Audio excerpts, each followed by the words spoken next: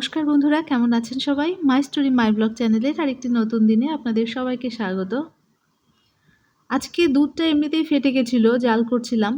তো ভাবলাম ফেটে যখন গেছে তখন আরেকটু ভালো করে ফাটিয়ে নিই। তো একটু ভিনিগার দিয়ে ছানা বানিয়ে নিলাম। আর এটা এখন পনির করে নেব। কারণ এমনিতে ছানা কেউ খুব একটা খেতে চায় না, আমার মেয়ে তো খেতেই চায় না।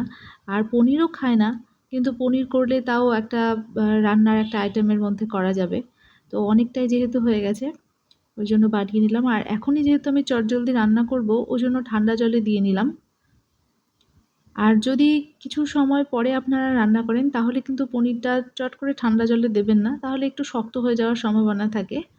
তবে আমারটা খুব একটা শক্ত হয় না, কারণ আমি রান্নার যখন জাল হয় একটু আগেই পনিরটা দিয়ে দিই, তো নরম হয়ে যায়। আর এখানে আজকে মিক্সিতেই মশলা করছি, কারণ হাতে সময় খুব কম। কারণ রান্না তো করব সকাল সকালে ভেবে এসেছি, কিন্তু এই পনির বানাতে নিয়ে আর একটু দেরি হয়ে গেল। ওই জন্য আজকে আর শিলনোড়ায় বাটলাম না, মিক্সিতেই মশলা করে নিচ্ছি। আজকে কাজকর্মের সঙ্গে সঙ্গে একটা ছোট্ট কিন্তু খুব ইম্পর্টেন্ট কথা বলতে চাই। সেটা হচ্ছে, আমরা মায়েরা তো সন্তানদেরকে বকাঝকা করি সন্তানরা দোষ করলে। তো এরকমভাবে সবাই মানুষ হয়েছে একটু বকা খেয়ে, একটু মার খেয়ে। তো তাতে কেউ অমানুষ হয়নি। কিন্তু কি বলুন তো, আমাদের মায়েদের একটা জিনিস খেয়াল রাখা উচিত, যে কখনোই এই ৪টে সময় আমি বলবো, এই ৪টে সময়ে সন্তানকে বকা দেওয়া উচিত না। আমরা যতই বকা খাই না কেন একটা সময়, কিন্তু আমাদের মায়েরা কিন্তু এই সময়গুলোতে কখনোই আমাদের বকতো না। তো আমাদেরও কিন্তু আমাদের সন্তানের দিকে যখন আমরা খেয়াল করব, তখন লক্ষ্য রাখা উচিত যে আপনি যতই ব্যস্ত থাকুন, আপনার যতই মাথা গরম থাকুক না কেন, সন্তানের ওপরে রাগ যদি ঢালতেই হয় তবু ঢালুন, কিন্তু এই ৪টে সময়ে কখনোই না। তো এইদিকে দেখুন, আমি মাছ ভেজে নিয়েছি, কয়েক পিস মাছ ছিল।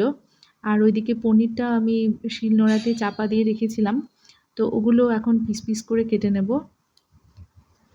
আমার মেয়ে আমার কাছে বকা খায় একটা সময়ে, সেটা হচ্ছে ওর খাওয়া নিয়ে। ওকে খাওয়াতে প্রচুর সময় লাগে।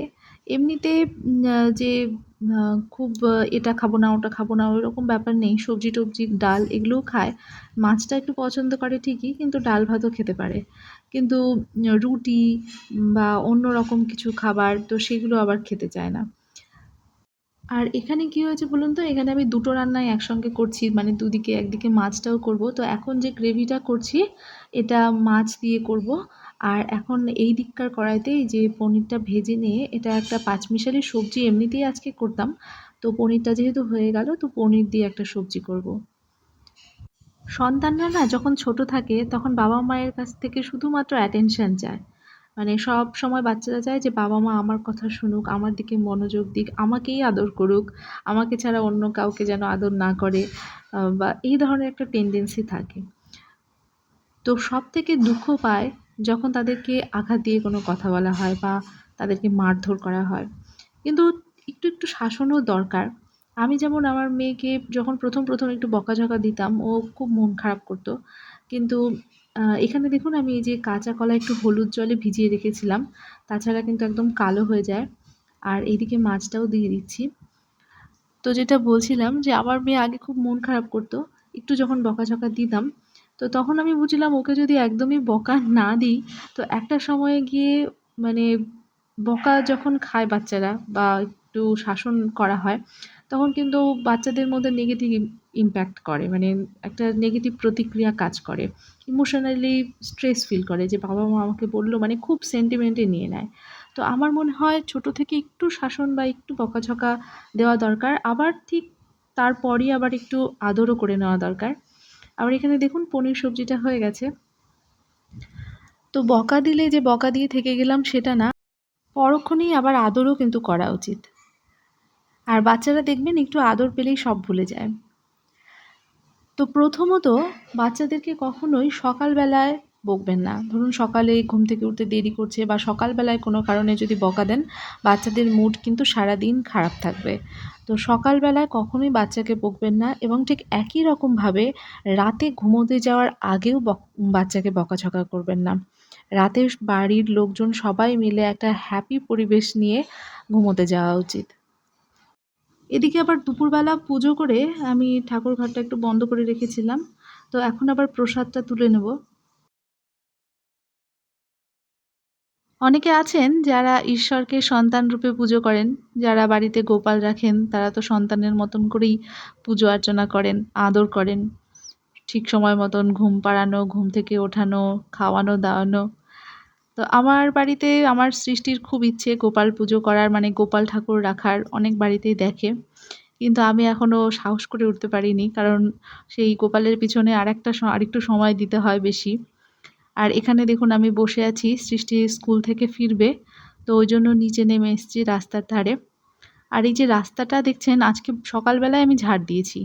মানে বাড়ির সামনে থেকে এই যে রাস্তাটা ঝাড় দিয়েছিলাম, কিন্তু কে বলবে? মানে ওই যে পাশের বাড়িতে সামনের দিকে কাঁঠাল গাছ আছে তো ওই যে ওপরে, তো সব কাঁঠাল পাতা আর এই যে রাস্তার উপরে, তারপরে আমাদের বাড়ির সামনেটায় এসে হাওয়াতে জড়ো হয়। তো ঝাড় দিলেও কিছু করার নেই, তারপরে আবার পাতা পড়তেই থাকে সারাদিন। আর এই যে সৃষ্টিও চলে এসছে স্কুল থেকে ক্লান্ত হয়ে।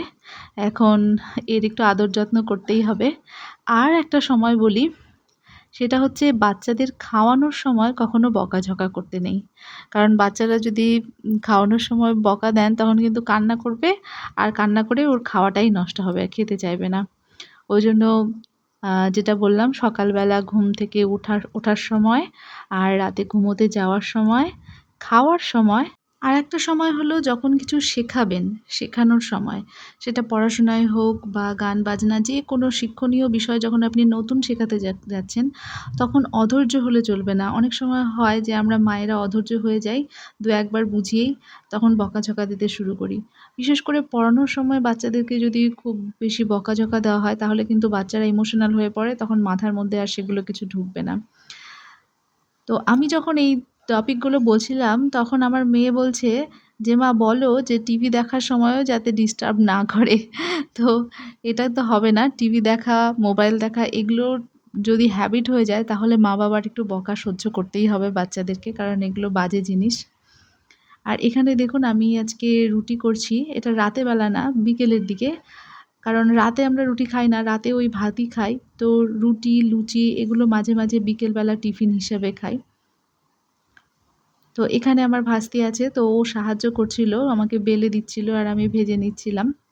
আজকে যে সকালে সবজি পনিরটা ছিল না, সেটা দিয়েই খাবো। আর একটা কিছু ভেবেছিলাম করব, হঠাৎ মনে পড়ে গেল যে সবজিটা আছে, তাহলে এটা দিয়েই রুটিটা খাই। তো আজকে বিকেলবেলা একটা ভালো টিফিন হয়ে গেল। কিন্তু টিফিন হলে হবে না, রাতে যাই হোক আমাকে কিছু আবার রান্না করতেই হবে। কারণ বললাম না ১ম দিকেই যে সৃষ্টি এই সমস্ত জিনিস খেতে চায় না।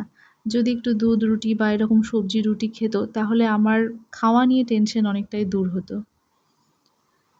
রাতের বেলা একদম রাতে ঘুমানোর আগের কিছু, কিছু কাজ এখন শেয়ার করি। সেটা হচ্ছে এই যে কিছু বাদাম ভিজিয়ে রাখলাম, এগুলো সকাল বেলায় খাবো।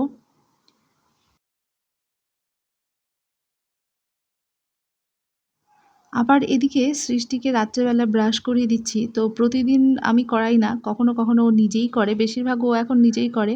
কিন্তু তবু নিজে তো অত ভালো করতে পারে না। ওইজন্য মাঝে মধ্যে আমাকে আবার করিয়ে দিতে হয়। তো এখন ওকে ব্রাশ করিয়ে দিয়ে হাত-মুখ ধুয়ে তারপরে বেডে নিয়ে যাব। আমরা নিজেরা যেরকম খেয়াল রাখি প্রতিদিন রাতে ঘুমানোর আগে ফেসটা ক্লিন করে, মুখ ওয়া মানে দাঁত ব্রাশ করে তারপরে ঘুমোতে যাই। তো বাচ্চাদের ক্ষেত্রে কিন্তু অনেক সময় অবহেলা হয়ে যায়। তো বাচ্চাদেরও কিন্তু একই রকমভাবে স্কিন কেয়ার বলুন বা চুলের যত্ন সবকিছুই ছোট থেকেই করানো উচিত। তো আমি এখানে ওকে একটু ফেস ওয়াশ দিয়ে মুখ ধুইয়ে নিচ্ছি। আর তারপরে একটু ক্রিম লাগিয়ে নেবো।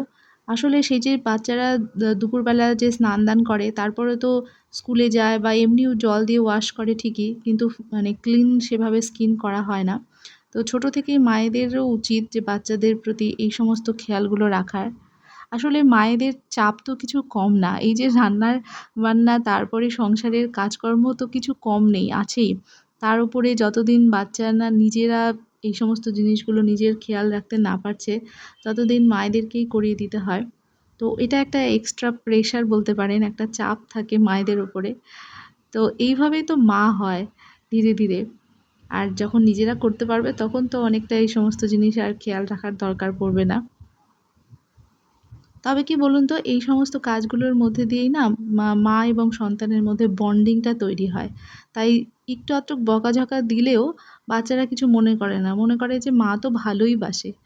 তো ভালোবাসাটাও দেখাতে হয়, যতটা আপনি বকা দেবেন তার থেকে ৪ গুণ ৫ গুণ পরিমাণ বেশি আপনি যাতে সন্তানকে ভালোবাসেন সেইটা যাতে সন্তান বুঝতে পারে, সেটা আমাদের খেয়াল রাখা দরকার।